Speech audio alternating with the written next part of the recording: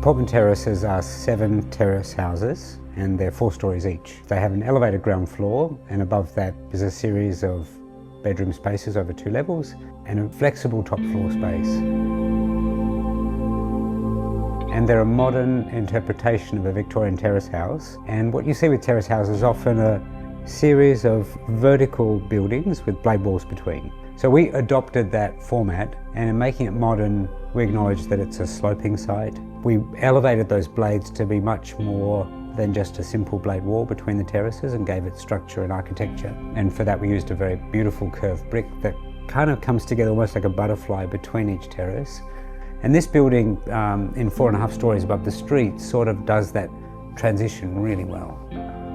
Bathrooms can be very challenging to design, and for this bathroom in particular, we were seeking to make something that was very elegant and streamlined, with real focus on the materials in the space and the composition and shapes of the room. So our focus was to take your attention away from the fixtures and fittings and look more towards the materials and the forms that are in the space.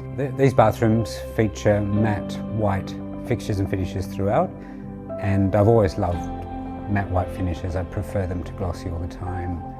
But how they work well in this room is they seem to complement the wall finishes and the tiles that we've used in the space.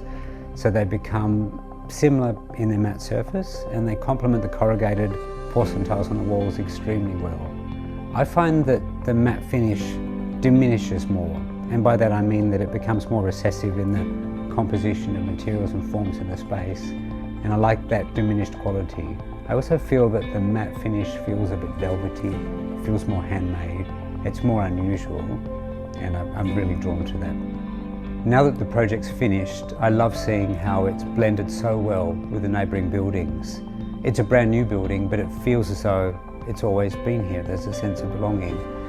I think that some of that's due to using local materials like brick and starting to relate back to the buildings of the area, and some of it's also due to the ratio of glass to solid, which we've deliberately tried to make stronger towards the solid. I feel like there's too many glassy buildings in the world, and we don't need any more of those.